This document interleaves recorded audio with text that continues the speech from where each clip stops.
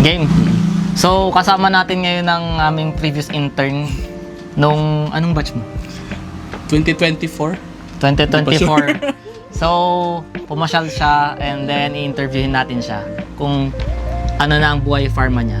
May isang taon na may isang taon na. Okay. So, kamusta ang buhay pharma mo? Hello, ako si Gerald. Wait lang po, sir. Thank you for the wonderful question. Agad-agad.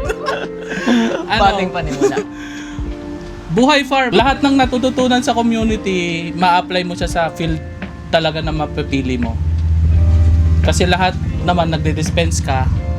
So lahat ng learnings dito sa community, mapupunta mo rin talaga siya sa lahat ng workplace mo. Except regulatory, ibang ko na yun.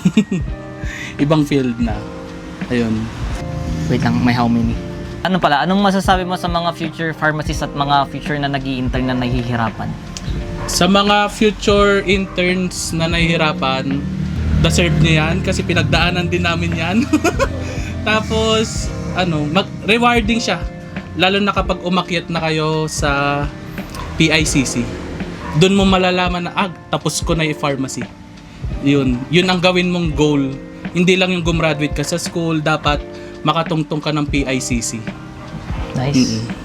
So, nung nag-boards ka, nahirapan ka ba? Medyo. Pero alam ko na mas may bobo sa akin, lalo na yung mga katabi ko. Yun ang motivation na lang para masagutan ko yung mga tanong. Ayun. Paano mo nag-gauge na bobo sila? Pumasa ako sila. Baka hanapin yung Sinabi mo pa yung complete name mo dito, ikakat ko na lang. Gerald lang yun, Gerald. Baka hanapin pa nila yung mga katabi ko. So, any tips para mag-survive sa pharmacy life? Any tips? Ito na lang, last na lang po. Both student and both working. Sa student, kailangan mo ng... Kasi yan pa lang yung pinaka-struggle natin as a pharmacist. Before a pharmacist, talagang kailangan mag-aral ka na mag-aral. Iwas burnout lang talaga, lumabas ka with your friends. Dapat nasa tamang circle of friends ka. Yun ang una mong hanapin. Kasi kung mali yung impluwensya nila, parang bagsak ka na rin sa life.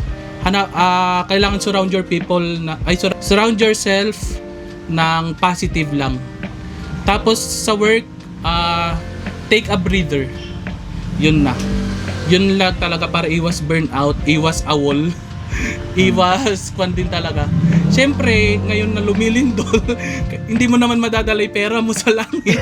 Gastusin mo na. Tama. Enjoy lang. Enjoy lang. Final message. Yeah, final message. Kaya, final message ko... May pera ba sa pharma? Wait lang. Iko-compute ko muna.